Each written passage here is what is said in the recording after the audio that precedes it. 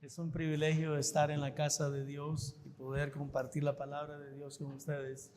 Voy a invitarles que en este momento recuerden, la mayoría de las lecturas bíblicas van a estar en la pantalla. No es que estemos en contra de leer la Biblia, es simplemente que es más práctico hacerlo de esta manera y de esa forma. Usted no tiene que estar usando su teléfono tal vez y distraerse un poco. Estamos tratando de evitar las distracciones. Bueno, dicho esto, yo creo que ya tienen ustedes el título de mi mensaje enfrente en las pantallas. 3 demostraciones tangibles de que vamos de camino al cielo. Y esto no estaba en mi introducción, pero déjenme explicarle algo. Todos nosotros estamos yendo en un camino y ese camino nos va a llevar a algún lugar. A algunos de nosotros ese camino nos va a llevar al cielo, a otros les va a llevar a un camino que tal vez al final no deseen ir, y es el infierno. Entonces es muy importante que todos entendamos esta realidad. Jesús nos dijo en San Juan capítulo 14 que en la casa de su Padre hay muchas moradas preparadas para nosotros. La palabra moradas se refiere a habitaciones, lugares específicos para nosotros. En realidad Él nos anunció que lo que está haciendo en este preciso momento es prepararnos esos lugares. En otras palabras, que Él está en el cielo preparándonos un lugar para que cuando nosotros lleguemos ahí ya todo esté listo. También Jesús nos dejó saber que Él regresará para llevarnos con Él, para que donde Él está, nosotros también estemos. Entonces Cristo va a regresar y nos va a llevar con Él. Y en este momento nos está preparando un lugar para que donde Él esté, nosotros también estemos. Esa es la enseñanza bíblica. El libro de Primera de Juan, capítulo 4, nos habla acerca de ciertas características visibles que deben exhibir todas las personas que van de camino al cielo. En otras palabras, si usted va de camino al cielo, pues entonces debe de tener ciertas características. Déjenme ilustrárselo de esta manera. Es como que si usted va a volar, y para volar, bueno, varias cosas tienen que suceder. Lo primero probablemente es tener el deseo de ir a algún lugar. Número 2, debes de comprar el boleto. Número 3, tienes que ir al aeropuerto, tienes que pasar inspección. Número 4, tienes que esperar hasta que esté listo el avión para abordar. Pero cuando vayas a entrar, tienes que tener un ticket. No te van a dejar entrar si no tienes un ticket. Entonces es muy importante comprender, si usted quiere ir a algún lugar, debe tener ciertas características. Si usted quiere ir al cielo, usted también debe tener ciertas características.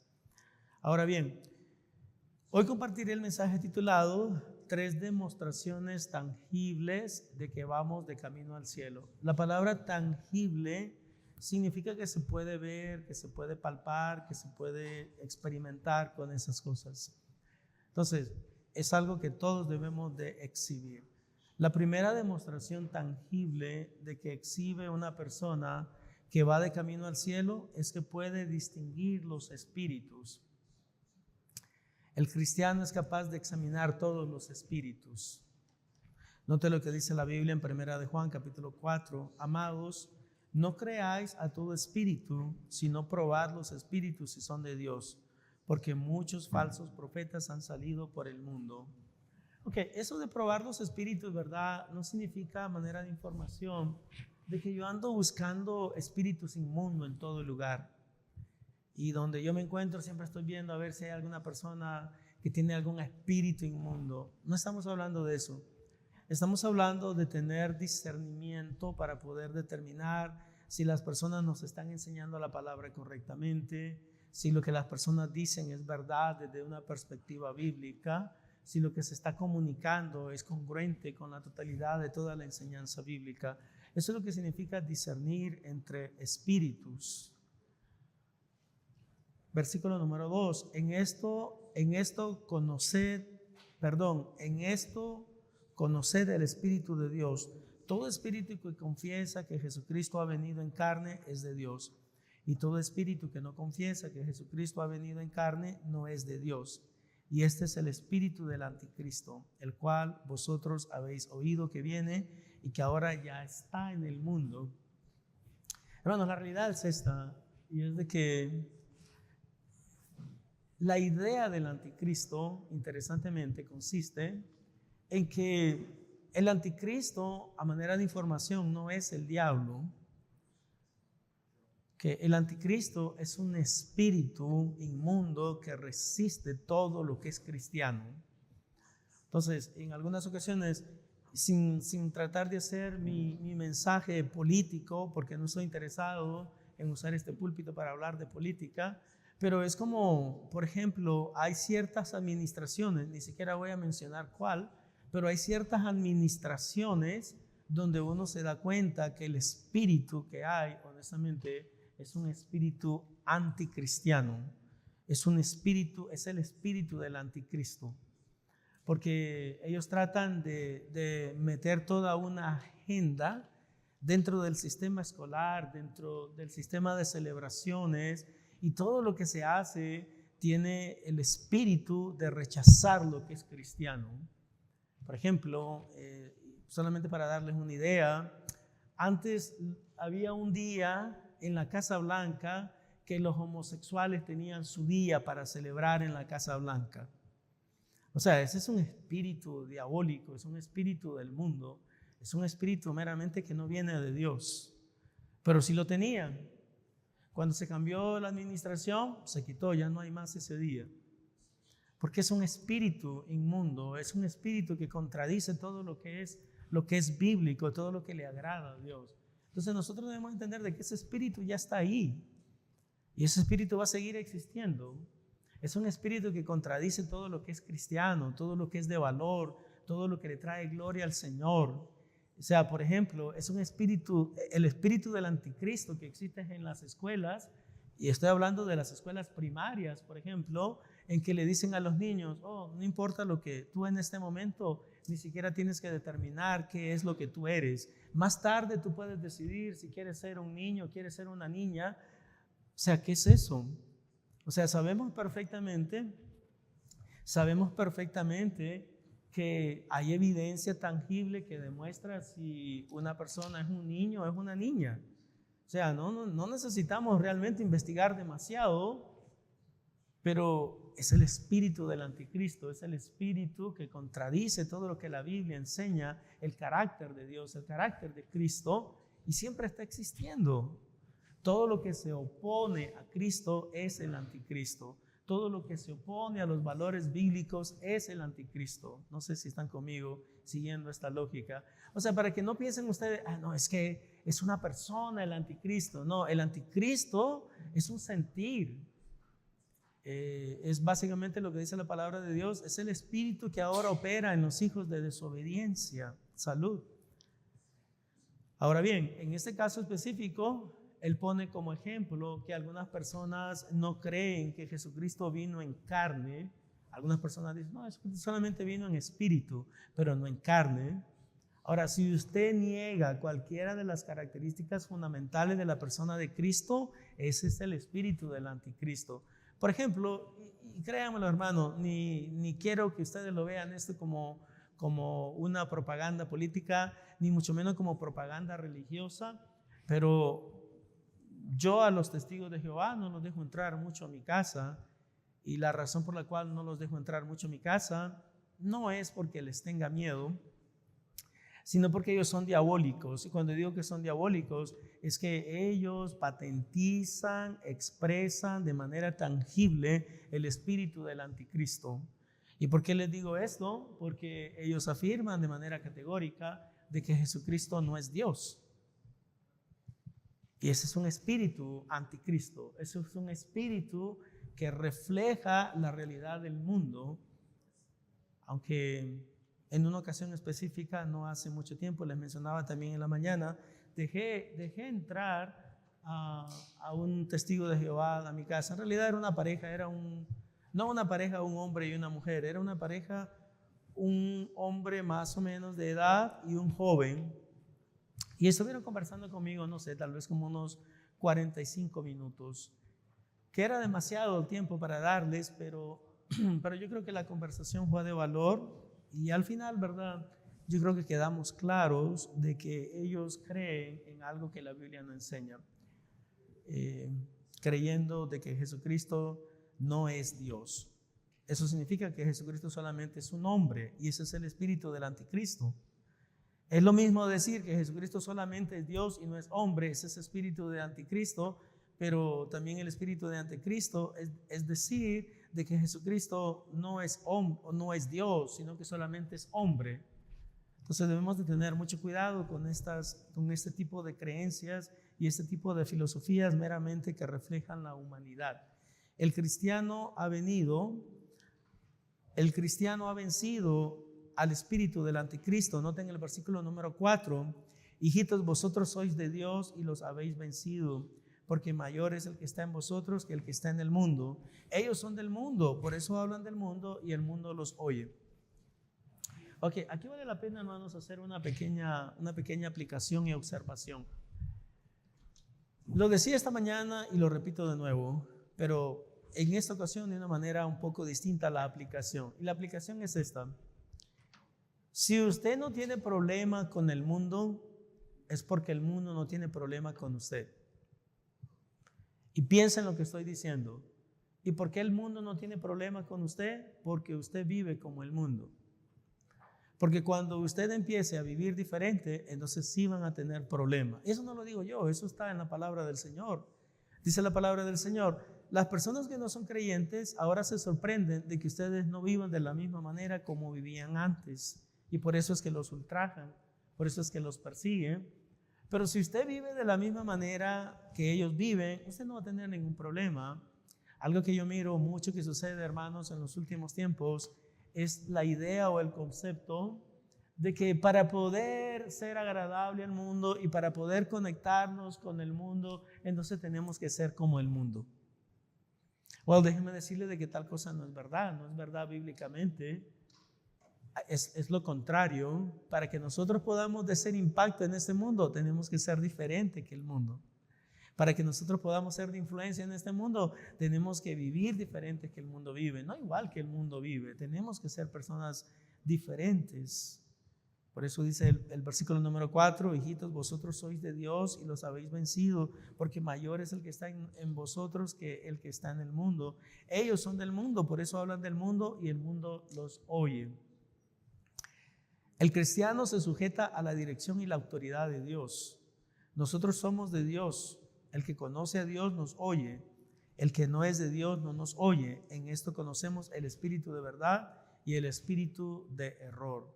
Hermanos, hay una buena enseñanza y es la enseñanza bíblica, que no son opiniones, que no son convicciones personales, que es el reflejo de la realidad de la enseñanza bíblica.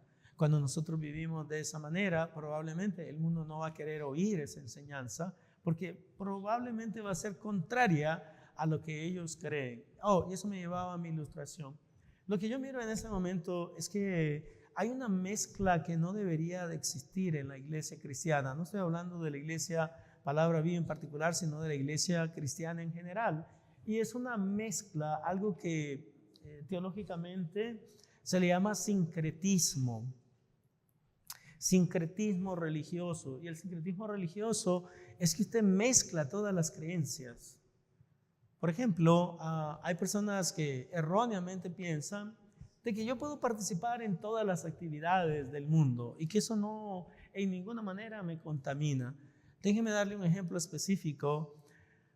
Por ejemplo, hay personas, y recuerden, hermanos, nos estamos metiendo a un área bastante gris, pero me gustaría simplemente poner algunos ejemplos. Por ejemplo, yo creo genuinamente que el cristiano debe celebrar siempre de manera cristiana. O sea, por ejemplo, si vamos a celebrar mi cumpleaños, por ejemplo, entonces yo no lo voy a ir, pero es que es mi cumpleaños y van a ser mis 60 años y que entonces los voy a invitar a ustedes y cuando ustedes lleguen a mi casa, pues ahí voy a tener cerveza, voy a tener vino, para que se ponga alegre, ¿no? La cosa, porque sin cerveza y sin vino no hay alegría. Bueno, realmente no. Usted puede estar alegre y sin necesidad de consumir bebidas alcohólicas. Para serles muy sincero, en la mayoría de los lugares donde se consumen bebidas alcohólicas, lo que después hay es problemas, no alegría. Las personas se ponen pesadas, se ponen groseros, se ponen irrespetuosos. Entonces yo no necesito bebidas alcohólicas para poder celebrar algo que realmente debería de celebrar, como la realidad que Dios me ha dado vida. Lo tengo que celebrar, pero lo voy a celebrar cristianamente. Entonces tenemos que tener mucho cuidado con esto, porque el mundo nos dice, no, es que si vas a celebrar, entonces lo tienes que celebrar, lo tienes que hacer bien. Bueno, hacerlo bien significa hacerlo conforme a las enseñanzas de la palabra de Dios. Ahora, no estoy hablando, ¿verdad?, de algo aburrido. O sea, ¿por qué no pensar en una actividad que glorifique a Dios? En algo que le traiga gloria y honra al Señor. No tiene que ser aburrido. Yo no sé por qué muchas personas piensan que los cristianos tienen que ser aburridos.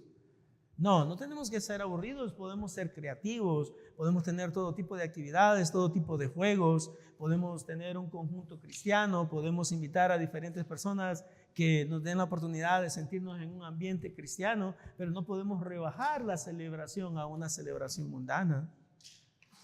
Yo pienso que es un grave error el que nosotros cometemos como cristianos.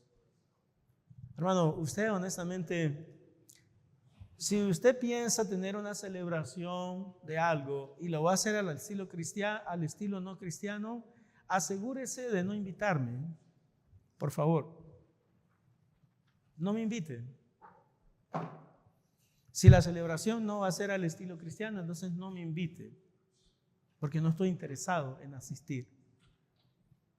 Yo creo que es el momento de que nosotros fijemos específicamente a dónde estamos parados como cristianos, cuáles son las convicciones que nosotros tenemos, y que el mundo vea cómo vive un cristiano, cómo celebra un cristiano, cómo practicamos la vida cristiana. Entonces tenemos que entender que el cristiano se sujeta a la dirección y la autoridad de Dios. Dice el versículo número 6, nosotros somos de Dios, el que conoce a Dios nos oye, el que no es de Dios no nos oye. En esto conocemos el espíritu de verdad y el espíritu de error. Entonces, la primera demostración tangible que exhibe una persona que va de camino al cielo es que puede distinguir los espíritus.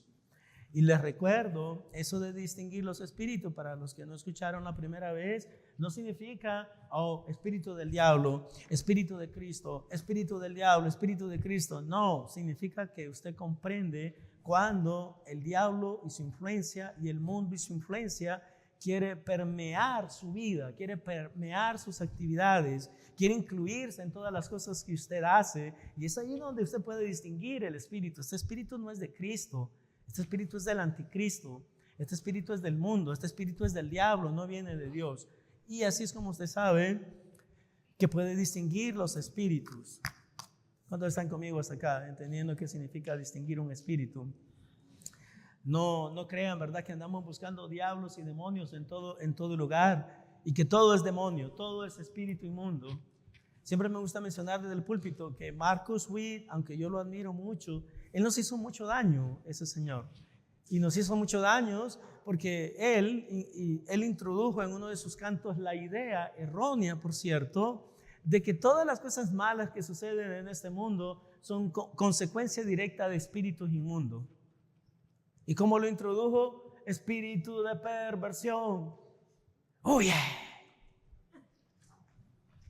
Espíritu de hechicería. ¡Oh, yeah! O sea, no, si usted es hechicero es porque usted ha decidido serlo. Si usted es una persona que habla malas palabras es porque usted ha decidido serlo. Si usted es una persona que se enoja por todo es porque usted ha decidido serlo. Pero no puede andar culpando espíritus. Usted es lo que es porque usted ha decidido serlo. Número 1. Y número 2, porque probablemente Cristo no le ha cambiado. El Espíritu Santo no vive en usted. Pero no podemos andar culpando a espíritus inmundos. Es que un espíritu me hizo hacerlo. No, tu carne lo hizo hacerlo. Hay una gran diferencia entre las dos cosas. Segundo, la segunda demostración tangible que exhibe una persona que va de camino al cielo es que puede amar a todos sus hermanos. Número 1, el cristiano se sujeta al mandamiento de amarnos los unos a los otros. Versículo número 7, amados, ahí lo tienen. Amémonos unos a otros porque el amor es de Dios. Todo aquel que ama es nacido de Dios y conoce a Dios. El que no ama no ha conocido a Dios, porque Dios es amor. Y como le mencionaba la semana pasada, hermano, es un gran reto en veces amar a algunas personas. Yo no sé si a usted se le hace fácil, a mí no. Pero eso no cambia nada la enseñanza bíblica. El hecho de que no se me haga fácil no cambia la enseñanza bíblica, que yo debo de amar a las personas. Pero que sea fácil, no lo es. Pero mientras Dios trabaja más en tu vida, tú vas a tener esa capacidad, vas a tener esa posibilidad de poder amar a los demás. Porque no es una tarea fácil de cumplir. El cristiano comprende que Dios ya demostró su amor. Ahora es tiempo de que nosotros demostremos el nuestro. Note el versículo número 9 y 10 y 11. En esto se mostró el amor de Dios para con nosotros, en que Dios envió a su Hijo unigénito al mundo para que vivamos por Él. Ok, vamos a hablar de esto, vamos a verlo por partes. ¿Cómo Dios demostró su amor por nosotros? Enviando a su Hijo a morir por nosotros. Eso lo dice Juan 3:16, ¿no es verdad? Porque de tal manera amó Dios al mundo, que ha dado a su Hijo unigénito para que todo aquel que en Él cree no se pierda, mas tenga vida eterna. Romanos 5:8, mas Dios muestra su amor para con nosotros, en que siendo nosotros aún pecadores, Cristo murió por nosotros. Entonces, lo que yo quiero que ustedes noten, que primera de Juan 4 lo que está diciendo, hey, vamos a hacer un alto. Ya Dios ya demostró su amor por ustedes. ¿Cómo lo demostró? Enviando a su Hijo Jesucristo a morir por nosotros. Eso queda completamente demostrado. En esto consiste el amor, no en que nosotros hayamos amado a Dios, sino que Él nos amó a nosotros y envió a su Hijo en propiciación por nuestros pecados. La segunda cosa que es importante de entender es que nosotros realmente amamos a Dios y amamos al prójimo en respuesta de lo que Dios ya hizo. O sea, Dios no nos, en otras palabras, Dios no nos está pidiendo algo que Él ya no haya hecho. Yo sé que nosotros, como lo mencionaba esta mañana, muchas veces queremos pedirle a las personas que hagan lo que nosotros no estamos dispuestos a hacer, pero en este caso específico la palabra del Señor nos dice, número uno, ya Dios demostró su amor. Número dos, Dios ya hizo lo que Él tenía que hacer. Entonces en la última parte de ese versículo dice la Biblia, amados, si Dios nos ha amado así, debemos también nosotros amarnos unos a otros. Y la pregunta, hermanos, porque vale la pena hacer la aplicación, ¿usted ama a todo el mundo? Diciendo la verdad, se lo voy a poner más fácil. ¿Le cae bien todo el mundo? Digan la verdad, no mientan, porque el pecado es mentira. No, realmente no. Decir de que te cae bien todo el mundo es una mentira, es una mentira. Por eso el pasaje bíblico no nos dice que les caiga bien todo el mundo. No, eso no es lo que dice. Por eso el pasaje bíblico nos dice, amen a todas las personas. Ahora, cuando amo, realmente desde una perspectiva cristiana, amar quiere decir de que yo no estoy interesado en hacerte daño a ti. No sé si me explico. Se lo voy a explicar de una manera muy clara. Porque cuando yo te amo, yo no te quiero hacer daño. Y si no te quiero hacer daño, entonces no quiero meterte a problemas. Entonces no voy a hablar mal de ti. Entonces no voy a chismear acerca de ti. Siempre lo digo desde el púlpito. La persona que ama, entonces le dice a las personas las cosas de frente, pero no anda hablando por atrás. Y esa debe ser la filosofía cristiana. Hermanos, estoy cansado personalmente de vivir en un mundo donde la mayoría de personas no tiene el valor cristiano, moral, espiritual de poder decirle a las personas las cosas de frente. O sea, ¿qué pasó con el cristianismo de este momento? Donde a todo el mundo le tenemos miedo. A todo el mundo no le decimos las cosas de frente. Si algo no te gustó, dilo. Si alguien se comportó de una manera que no debería, díselo. No tenemos que andar aguantando a todo el mundo tampoco. O sea, tenemos que decir la verdad y comunicarla claramente y que todo el mundo la entienda, que todo el mundo la comprenda. Eso es lo que Dios espera de nosotros. Ahora, Debemos andar ofendiendo a todo el mundo. Ahí es donde yo no voy. Yo honestamente no creo en andar ofendiendo a todo el mundo. Yo más creo en decirle la verdad a todo el mundo. Tenemos que tener el valor moral, espiritual, para comunicar la verdad.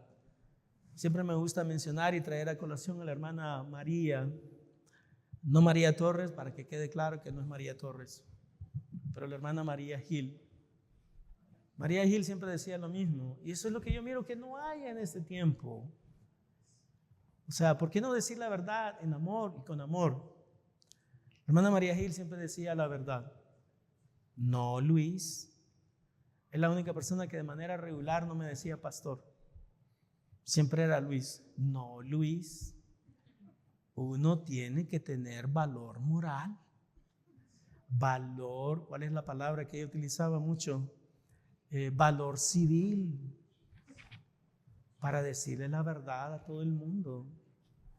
Y hermanos, eso es lo que yo no miro. Y por el otro lado, lo que miro es un montón de gente viviendo una vida desagradable delante de Dios y desagradando a Dios. Pero que no dicen la verdad, no comunican lo que realmente sienten. Entonces yo creo que como cristianos debemos de vencer esa situación y pasar a otro nivel de vida cristiana. Que podamos amar a los demás, que podamos comunicar la verdad, que podamos decir la verdad en amor. Me encanta cómo el apóstol Pablo escribía. Noten, hoy en día casi nadie lo haría, pero es interesante porque la manera como él miraba la vida era completamente diferente como la miramos hoy.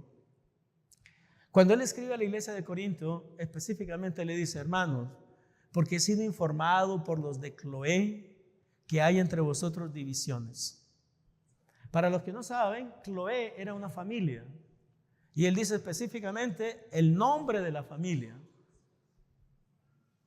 Una buena manera de evitar los chismes es siempre asegurarse de que si alguien le viene a decir algo a usted, usted le diga a esa persona, mira, ahora que tú me lo dijiste a mí, ahora vamos a ir juntos a decírselo a la persona que tú me acabas de decir algo de él o de ella. Les garantizo que se evite el chisme. Se los garantizo. Pero lo que pasa es que nosotros somos chismosos. Y alguien nos está diciendo, desde que alguien le diga a usted, mira, te voy a decir algo, pero no se lo digas a nadie. Entonces no me lo digas. No me lo digas. Porque si me estás diciendo que yo no se lo debo decir a nadie, entonces tú me estás diciendo un chisme de alguien. Ahora bien, no estoy hablando de manera de información. Cuando alguien viene a pedirme consejería, obviamente eso es confidencial. Pero para serles muy honesto, aún en consejería yo me aseguro que lo que me están diciendo es verdadero. Porque cada vez que una mujer me viene a hablar de su marido y me dice mi marido es así, mi marido es allá, mi marido hace esto, entonces yo siempre le digo, yo creo que es muy importante que yo hable con tu marido o viceversa. Pero la realidad es esta. Una de las cosas que me he dado cuenta a través de muchos años de ministerio es que cuando la esposa viene a hablar de su marido, mal de su marido, interesantemente, cuando yo voy a hablar con él tiene una versión diferente. Pero ¿saben lo que más me sorprende? Que cuando están juntos, que los tengo a los dos, entonces ninguno quiere decirse las cosas. Dile lo que te incomoda. Exactamente. Dile a él lo que tú me dijiste a mí. Pero díselo. ¿Cuál es el miedo? Hermanos, yo creo que esa es la única manera que vamos a vivir correctamente la vida cristiana, cuando todos nos digamos la verdad de frente. Mientras todos andemos así, de que nadie le dice la verdad a nadie, o sea, no vamos a vivir en paz. Siempre vamos a vivir una mentira, siempre vamos a vivir un engaño. Y Dios no quiere que vivamos un engaño, Dios quiere que vivamos una realidad. Y la realidad es que debemos amarnos los unos a los otros, pero yo debo saber perfectamente de que tú me dices la verdad. Hermano, una de las cosas que yo más detesto como pastor y como ministro del Señor es que la gente me mientan. Y obviamente por eso yo trato de no mentirle a nadie. Porque una de las cosas que más me molestan a mí es que me mientan. Y como dicen popularmente, que me mientan en mi cara. Que tuviste la oportunidad de decirme la verdad y no me la dijiste. Y de esa manera sé que yo no puedo confiar en ti, porque tú no dices la verdad. Tú no vives de acuerdo a la verdad. Tú vives una falsedad todo el tiempo. Y honestamente no es el mejor tipo de relación que uno puede tener. Entonces, para que nosotros amemos a los demás y principalmente para ser amados por los demás, es importante decir la verdad en amor. Decir la verdad a todos en amor. Porque esa es la única manera que vamos a vivir una vida triunfante. Ahora bien, noten la aplicación. La aplicación de esta segunda parte está en el verso 20 y el verso número 21. Vamos a alterar esto un poquito. Salud. Porque es aquí donde la Biblia habla acerca de la necesidad de amarnos. Si alguno dice, yo amo a Dios y aborrece a su hermano, es mentiroso. Si alguno dice, yo amo a Dios y aborrece a su hermano, es mentiroso, pues el que no ama a su hermano, a quien ha visto, ¿cómo puede amar a Dios a quien no ha visto? Para mí tiene mucha lógica eso, ¿o no? Ay, es que yo amo mucho a Dios. Pero a esto lo odio. ¿Cómo es eso?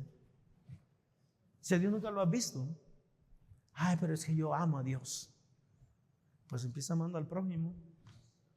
Empieza amando a tu marido, empieza amando a tu esposa, empieza amando a tus hijos. Y la manera como amamos a las personas, honestamente, no es simplemente enviándole corazoncitos en el teléfono. No, de la manera como tú demuestras que amas a tu esposa es sirviéndole, trabajando, ayudándole, asegurándose de que ella no es la que está a cargo de todo, que tú eres. Así es como amas. Que no es ella la que se preocupa por las necesidades de la casa, eres tú. Así es como ama a su esposa usted. No con corazoncito y florecitas, aunque esos son de valor, pero no es la demostración más tangible. Las flores, ¿cuánto tiempo duran? Hermana, tú que trabajabas en flores, las mejores flores, ¿cuánto duran vivas antes de que se marchiten? 2 semanas máximo. Así que la mejor demostración de amor es algo constante, no algo efímero, no algo que se marchita. Por eso dice la palabra del Señor que la promesa que nosotros tenemos de parte de Dios es inmarcesible. Y eso significa inmarchitable, que es una promesa permanente. Entonces, si vamos a amar a las demás personas, tenemos que amarlas, pero no tenemos que amarlas por una semana mientras se portó bien. Tenemos que amarles todo el tiempo, cuando se porten bien, cuando se portan mal, cuando hacen lo agradable y lo desagradable. Yo les pregunto a ustedes que son padres, porque siempre vale la pena recordarnos esto. ¿Cuándo fue la última vez que usted dejó de amar a un hijo? Hermana Elvira, ¿cuándo? ¿Alguna de sus hijas? Dígame cuál. Ok. All right. Realmente ninguna. Difícil que uno pueda dejar de amar a sus hijos. Pero ahora llevemos esa idea, ese concepto a todas las áreas de nuestras vidas. Comencemos con nuestras esposas. Ustedes que están casados. ¿Cuántos están casados? Levanten la mano. Algunos no saben que están casados. Ok. Bueno, déjenme decirle que a la primera persona que usted debe empezar a amar es a su cónyuge. Para ser honesto, bíblicamente hablando, y disculpen que les reviente, como dicen en mexicano, el balón, el globo, discúlpenme que le reviente el globo a algunos de ustedes. Bíblicamente hablando, nosotros debemos de amar más a nuestro cónyuge que a nuestros hijos. Eso es lo que la Biblia enseña. Lamentablemente se nos ha enseñado algo diferente. Existe toda una estrategia diabólica que nos dice, no, es que tu marido se puede ir en cualquier momento. Esa vieja que tienes, esa mujer que tienes, se puede ir en cualquier momento. Bueno, no bíblicamente hablando. No si usted entiende el compromiso que tomó de por vida cuando se casó. No, la realidad es lo contrario. Los que se van a ir son los hijos. Y con el que tú te vas a quedar es con tu esposa o con tu esposo. Bíblicamente hablando. Esa es la idealidad del matrimonio. En la idealidad del matrimonio, usted entiende perfectamente que yo no estoy para amar más a mis hijos sobre mi esposa. A la primera persona que debo de amar es a mi esposa. Y después debo de amar a mis hijos también, pero en ese orden, entendiendo quién es la persona más importante en mi vida. Déjenme decirlo de manera categórica. Después de Dios, la persona más importante en tu vida debe ser tu cónyuge, nadie más. No es tu mamá, no es tu papá, no es tu perrito, no son tus hijos, es tu cónyuge, bíblicamente hablando. Esa es la realidad. Ya todo lo demás es mentira. Mentira como consecuencia directa de lo que la sociedad nos ha puesto en nuestras mentes y en nuestros corazones. Mentira porque te han enseñado erróneamente de que lo más importante son tus hijos. Y cada vez que lo veo, ¿verdad?, viniendo de algunas mujeres, me doy cuenta que no entienden el plan de Dios. El plan de Dios no es que tus hijos sean lo más importante, es que tu cónyuge sea lo más importante, sin dejar a un lado la realidad de la responsabilidad que tenemos de poder dirigir y bendecir a nuestros hijos de todas las maneras que podamos. Versículo número 21. Y nosotros tenemos este mandamiento de Él: el que ama a Dios, ame también a su hermano. Entonces, en otras palabras, hermanos, no seamos hipócritas. No me digas que yo amo a Dios y amas a tu marido. Porque si no amas a tu marido, entonces no amas a Dios. No seas mentiroso. Si tú dices, yo amo a Dios, pero no amo a mi esposa, eres un mentiroso. Porque a Dios nunca lo has visto. Y por eso es que dices eso. Por eso, hermanos, miren, por eso a mí me impresiona mucho cuando yo leo ciertos pasajes bíblicos y que los entiendo y digo, wow, realmente hay una gran enseñanza. Pongan atención en la ilustración que les voy a dar. Jesús vino a ver a un hombre paralítico y le dijo al hombre, pongan atención porque esto es importante, es lo mismo que sucede en este momento, en este pasaje, porque es fácil hablar, Jesús miró al paralítico y le dijo al paralítico, hijo mío, tus pecados te son perdonados. Mira que todos se acuerdan. Los maestros de la ley, los fariseos, los saduceos, los escribas que estaban ahí, estaban cavilando, dice la Biblia, ni siquiera estaban hablando, estaban cavilando, estaban pensando en sus mentes y estaban diciendo, este hombre es un blasfemo, este hombre es un pecador, porque solamente Dios tiene facultad en este mundo para perdonar pecados. Eso es verdad. Solamente Dios puede perdonar pecados. Por eso es, bueno, iba a decir estúpido, pero sin sentido de que una persona vaya a un padre y que el padre te perdone tus pecados. A un sacerdote estoy hablando. Es estúpido, porque no tiene el más mínimo sentido. Los hombres no podemos perdonar pecados. Pero interesantemente, ellos estaban pensando en eso, estaban cavilando, dice la Biblia, pensando en sus mentes y en sus corazones. Este hombre es un blasfemo. Este hombre es un pecador, porque ningún hombre tiene facultad en la tierra para perdonar pecados. Entonces Jesús se volvió a ellos y les dijo, ¿ustedes por qué piensan así en sus mentes? Pongan atención. Les dijo Jesús, ¿qué es más fácil? Aquí viene la prueba. ¿Qué es más fácil? Y ahora yo quiero que ustedes piensen, porque seguro tal vez nunca lo han analizado en profundidad este texto. ¿Qué es más fácil? Le dijo Jesús. Decirle a este hombre, tus pecados te son perdonados, o decirle, levántate, toma tu camilla y vete a tu casa. ¿Qué es más fácil? Esa es la pregunta que Jesús les hizo y esa es la pregunta que a usted yo le hago. ¿Qué es más fácil? ¿Qué es más fácil? A ver, no los escucho. Alguien que me responda. ¿Decir qué cosa? Tus pecados te son perdonados. Es más fácil. Ahora, para los que respondieron, porque los demás se me están durmiendo, ¿por qué es más fácil decir tus pecados te son perdonados? Porque nadie lo puede ver. No hay nada, no hay ninguna manera de que las personas puedan saber de que realmente le he perdonado los pecados. Es más fácil. Por eso es más fácil decir, oh, yo amo a Dios. ¿Y cómo yo voy a saber realmente si tú amas a Dios o no amas a Dios? Jesús le dijo a estas personas que estaban ahí, le dijo, pues para que sepan, bueno, para que sepáis, hablando con la Reina Valera, pues para que sepan que el Hijo del Hombre tiene potestad, autoridad en este mundo para perdonar pecados, le dijo al paralítico, le dijo, levántate, toma tu lecho y vete a tu casa. ¿Qué les parece? Pero lo mismo sucede con nosotros, nos encanta hablar. Oh, yo soy un gran cristiano. Oh, yo soy un hombre que le sirve a Dios. Oh, yo soy un hombre que ama a Dios.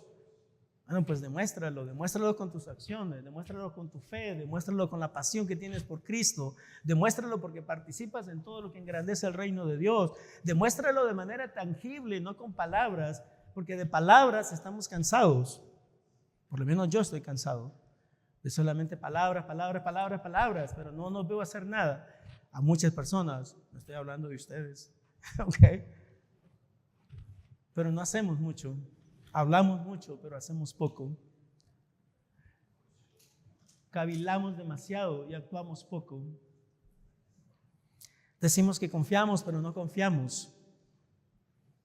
Hermanos, y es tiempo de demostrar nuestra fe, de demostrar lo que creemos, de demostrar nuestras convicciones de manera tangible.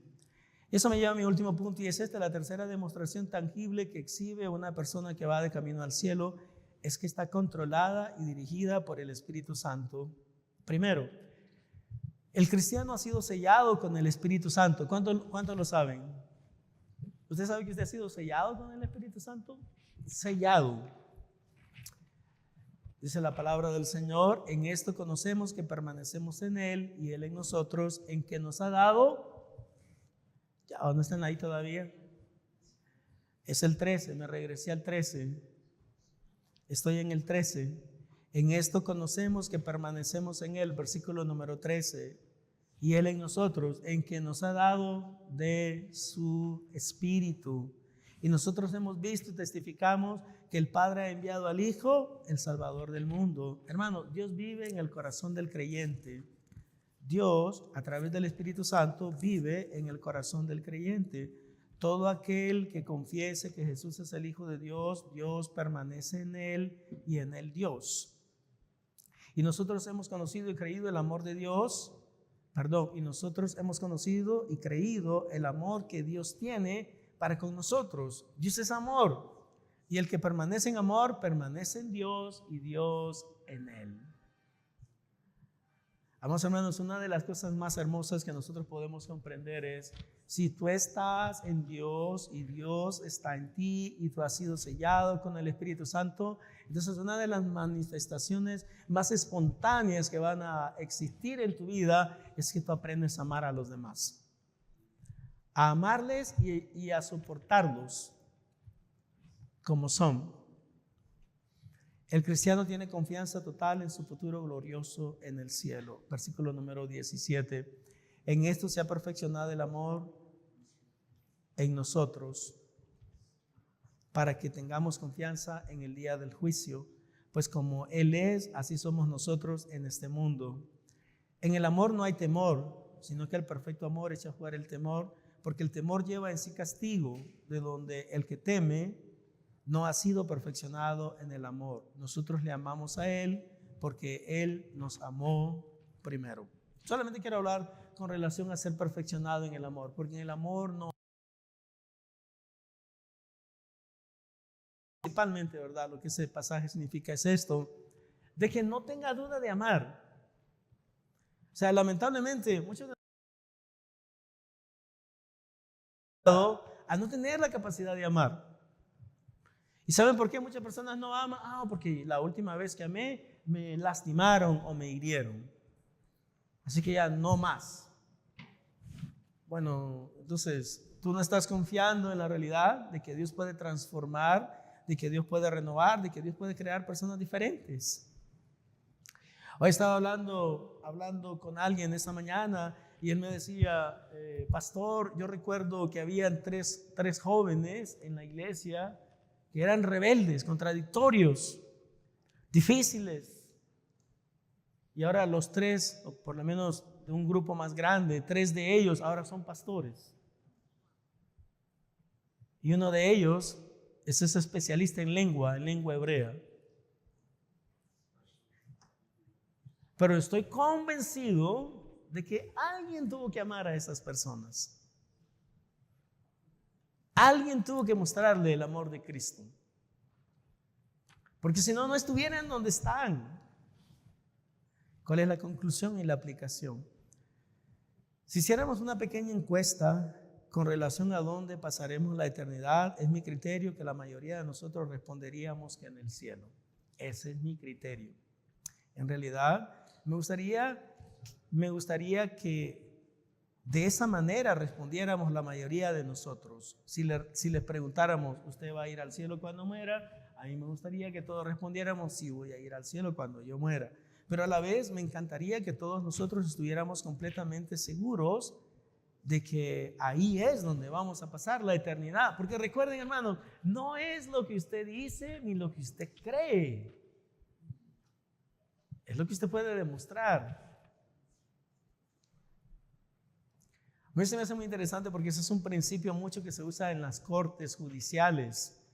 No importa lo que sabes, no importa lo que digas, lo que me importa es lo que podamos demostrar.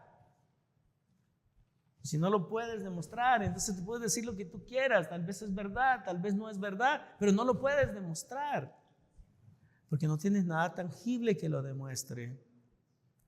Con esto de estar seguros, no me refiero a poner en duda nuestra salvación, ya que todo lo que era necesario para ser salvos, Cristo ya lo hizo por nosotros. Más bien me estoy refiriendo a la evidencia que debe acompañar a nuestra seguridad de salvación. En otras palabras, a las obras que corroboran nuestra confesión de fe. En esta tarde hemos hablado de 3 maneras tangibles de demostrar que vamos de camino al cielo. Primero, debemos distinguir entre los espíritus, y recuerden, nuevamente les repito, distinguir entre los espíritus es discernir si algo viene de Dios o algo no viene de Dios, si algo viene de la palabra o algo viene del mundo, si la influencia es del Espíritu Santo o la influencia es el príncipe de la potestad del aire. Así es como usted distingue espíritus. No es que anda clasificando demonios ni nada por el estilo. Dice Efesios capítulo número 2, versículo número 1: y Él os dio vida a vosotros cuando estabais muertos en vuestros delitos y pecados, en los cuales anduvisteis en otro tiempo, siguiendo la corriente de este mundo, conforme al príncipe de la potestad del aire, el espíritu que ahora opera en los hijos de desobediencia, entre los cuales también todos nosotros vivimos en otro tiempo, en los deseos de nuestra carne, haciendo la voluntad de la carne y de los pensamientos, y éramos por naturaleza hijos de ira, lo mismo que los demás. Efesios capítulo 6, versículos número 11 y 12 dice: vestíos de toda la armadura de Dios para que podáis estar firmes contra las acechanzas del diablo, porque no tenemos lucha contra sangre y carne, sino contra principados, contra potestades, contra los gobernadores de las tinieblas de este siglo, contra huestes espirituales de maldad en las regiones celestes. Esa es la lucha que tenemos. Segundo, debemos amar a nuestros hermanos. Y tercero, el Espíritu Santo debe tener supremacía sobre nuestras vidas. Gálatas capítulo número 5, versículo 16 al 23 dice lo siguiente, hermanos, y con esto vamos a concluir, porque yo quiero que al final usted se dé cuenta qué es lo que hay en tu vida. ¿Qué es lo que se manifiesta en tu vida? ¿Qué es lo que se expresa en tu vida? En la mayoría de los casos, yo pienso que lo que demostramos son las obras de la carne en nosotros y no el fruto del Espíritu. Eso es lo que demostramos. Tal vez usted dice que no, pero eso es lo que demuestras. Note lo que dice Gálatas capítulo 5 versículo 16. Digo pues, andad en el Espíritu y no satisfagáis los deseos de la carne. Andad en el Espíritu. Eso significa que usted cada día debe levantarse con el propósito de traerle gloria a Dios. Yo quiero caminar en el Espíritu. Versículo 17, porque el deseo de la carne es contra el Espíritu y el del Espíritu es contra la carne, y estos se oponen entre sí para que no hagáis lo que quisierais. Y lo que está diciendo, amados hermanos, es que siempre va a haber una lucha entre la carne y el Espíritu, entre tus deseos carnales y la dirección del Espíritu Santo. Eso siempre va a existir, porque tu vieja naturaleza todavía está presente. Pero si sois guiados por el Espíritu, no estáis bajo la ley. Ahora bien, tal vez usted no entiende lo que significa estar bajo la ley en este pasaje bíblico, pero lo que significa estar bajo la ley en este pasaje bíblico es que las personas durante el periodo de la ley tal vez querían vivir como Cristo quisiera que nosotros viviéramos en este tiempo, pero no podían, porque estaban atados a su carne, estaban vendidos a su carne, y estaban sujetos a una ley que no podían cumplir. Pero nosotros ya no estamos en esa situación. Ahora bien, ¿cómo saber si usted está viviendo conforme a su carne o conforme al Espíritu? Bueno, dice la palabra del Señor, y manifiestas son las obras de la carne, que son adulterio. Bueno, espero que no hayan adúlteros aquí en este momento. Adulterio, fornicación. ¿Qué les parece? ¿Cómo vamos? ¿Vamos bien hasta el momento? Inmundicia, lascivia, idolatría, hechicerías, enemistades, obra de la carne, pleitos, celos, iras, contiendas, disensiones, herejías, envidias, homicidios, borracheras, orgías, y por si acaso algo se quedó fuera, y cosas semejantes a estas. ¿Y qué dice? ¿Cuál es la conclusión? ¿Qué dice el texto? Acerca de las cuales os amonesto. ¿Qué cosa es amonestar? Les llamo la atención, les advierto. Les estoy advirtiendo. ¿Qué es lo que nos está advirtiendo? ¿Qué dice el texto? De las cuales os amonesto, como ya os lo he dicho antes, que los que practican tales cosas no heredarán el reino de Dios. ¿Cuál es la amenaza? ¿Cuál es la amenaza específicamente que nos están haciendo? Si tú de manera regular, de manera consuetudinaria, practicas todas estas cosas o alguna de las cosas que él ha mencionado, tú no vas a ir al cielo. Tú no vas de camino al cielo. Discúlpame mi transparencia. Tú no vas para ningún camino al cielo, tú vas de camino al infierno. Ahí es para donde vas, no vas al cielo. Ahora bien, ese es un pero el fruto del Espíritu es amor, gozo, paz, paciencia, benignidad, bondad, fe, mansedumbre, templanza, que es dominio propio. Contra tales cosas no hay ley.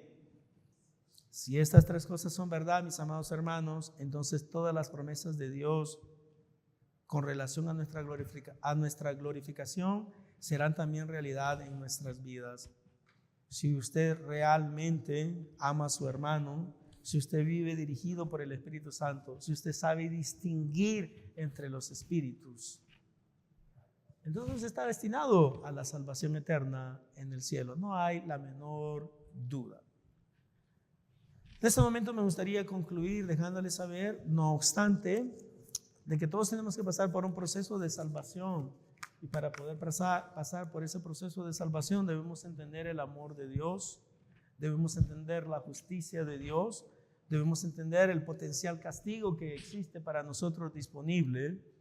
Y básicamente quiero hablarles de estas tres cosas para concluir. Número uno, hablemos de la realidad de la justicia de Dios. Si Dios es justo, entonces Él debe castigar a todos los que han hecho mal. Porque esa es la justicia. La justicia es que las personas que han hecho lo malo, y que tal vez nunca fueron castigados en este mundo, sean eventualmente castigados en algún lugar. Y yo les garantizo que todas las personas que han hecho lo malo y que no han establecido una relación personal de salvación con Cristo, eventualmente serán condenados en el infierno. Esa es la realidad bíblica. Segundo, a pesar de que existe esa advertencia en contra de nosotros, Dios ya demostró su amor. Ya lo hemos visto varias veces esta mañana. Dios ya demostró su amor. Nosotros no amamos a Dios porque nosotros queríamos amarle primero. No, Él nos amó a nosotros primero. Nosotros respondemos al amor de Dios.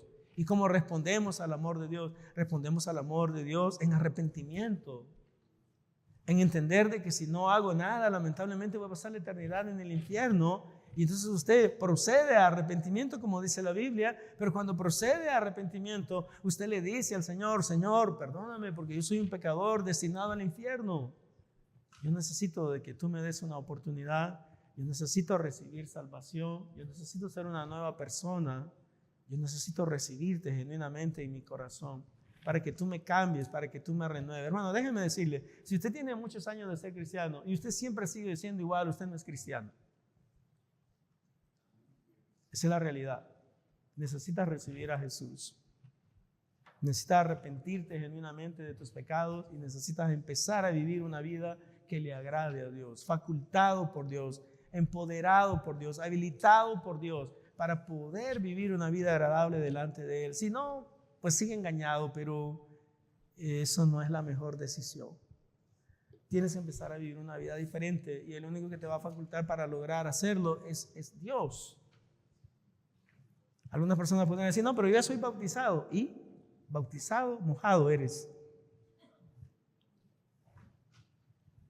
Porque eso no significó nada, porque ni siquiera entendiste lo que estabas haciendo. Tienes que entender de que no es simplemente meterse al agua, es haber nacido de nuevo antes de meterte al agua. Así como sabes que eres cristiano, así como sabes que vas con destino al cielo. Vamos a orar en este momento. Si hay alguien que quiere tomar esa decisión, voy a invitarlo a todos ustedes que cierren sus ojos ahí donde están. Vamos a invitar a ciertas personas, tal vez lo desean hacer en este día, no están completamente seguros de su salvación, sus vidas no demuestran de que han sido personas renovadas, nacidas de nuevo, que tú tomes esa decisión hoy y empieza a cambiar a partir de hoy con la ayuda del Señor. Vamos a orar. Nuestro buen Padre Celestial, gracias a Dios te damos. Señor, y si hay alguien en este día que necesite de la salvación que es en Cristo Jesús, que esa persona pueda tomar esa decisión hoy mismo. Déjame decirte de que no importa a dónde tú has estado, lo importante es que vengas a Cristo hoy. Lo importante es que tú reconozcas que necesitas un cambio en tu vida y ese cambio solamente lo puede hacer Dios. Yo no lo puedo hacer, nadie más lo puede hacer. Para serte sincero, ni tú mismo lo puedes hacer. Dios tiene que intervenir. Entonces mi invitación es muy sencilla. Dile al Señor ahí donde está: Señor, yo reconozco de que yo necesito tu ayuda. Si tú no me ayudas, yo nunca voy a cambiar. Siempre voy a ser igual, siempre voy a ser la misma persona. Y el único que me puedes cambiar eres tú. Pero Señor, también es necesario que yo reconozca la realidad de mi culpabilidad. Que yo te diga: yo soy un pecador, yo soy pecador. Y que esté dispuesto a arrepentirme, pedirte perdón por mis pecados y entablar una relación verdadera contigo. Si hay alguien en esta tarde que le gustaría tomar esa decisión, lo voy a invitar de que la tome ahora mismo. Dígale al Señor ahí donde está. Lo puedes hacer en silencio, pero dile a Él: Señor, yo reconozco que mi vida no refleja la vida de un cristiano. Y eso solamente puede significar, después de tanto tiempo, de que yo no tengo una relación contigo, pero yo quiero tenerla. Y en este día te quiero pedir perdón, me quiero arrepentir de todos mis pecados y quiero nacer de nuevo. Quiero experimentar con el poder de Dios en mi vida, en mi corazón, en mi mente, en mi ser, que pueda ser un hombre de Dios, una mujer de Dios, para servirte, para honrarte, para exaltarte, para vivir más como tú desees que yo viva y ser el hombre o la persona o la mujer o la persona que tú quieres que yo sea. Gracias por salvarme, gracias por darme esa oportunidad. Ahora bien, hermanos, tal vez ustedes, así con sus ojos cerrados, tal vez algunos de ustedes han sido creyentes por mucho tiempo y son creyentes, pero necesitamos mejorar en nuestra vida cristiana. Y en este momento a mí me gustaría pedirle que ahí donde usted está, hable con Dios. Dígale a Él, pero con toda sinceridad: Señor, yo sé que yo soy cristiano, lo sé perfectamente, pero lo que sucede en mi vida, Señor, es que la carne muchas veces me controla. La carne toma control sobre mí. Y lo que yo quiero pedirte en este día es que tú me ayudes a liberarme de mi carne. Como decía Moody, que el Señor nos libre del diablo que llevamos dentro.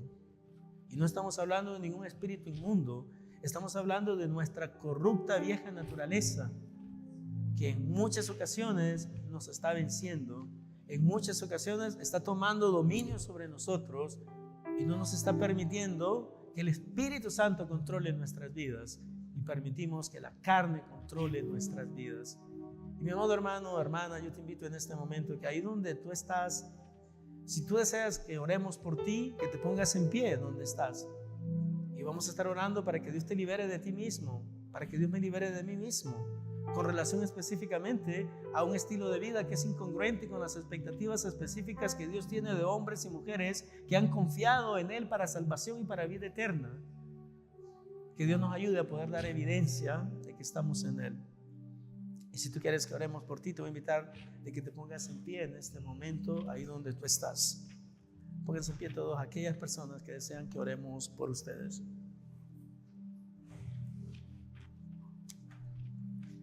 Amado Padre Celestial, en este día venimos delante de ti reconociendo de que somos imperfectos, de que somos personas, Señor, de que muchas veces hacemos cosas que te desagradan, que no vivimos vidas que te traen gloria, Señor, y el objetivo cristiano es que te traigamos gloria. Tú no nos has llamado simplemente para que estemos sentados en una banca. No nos has llamado para que nosotros, Señor, nos sintamos bien con nosotros mismos. Tú nos has llamado para que seamos luz, para que seamos sal. Y en algunas ocasiones, lamentablemente, Señor, procedemos de una manera desagradable. Pero en este día te rogamos, te pedimos, te suplicamos de que tu Santo Espíritu nos esté guiando a toda verdad y que podamos ser instrumentos en tus manos. Señor, que tú cambies mentes, cambies corazones, cambies formas de pensar, formas de actuar, y que seamos cada día más moldeados por ti, para la gloria y para la honra tuya.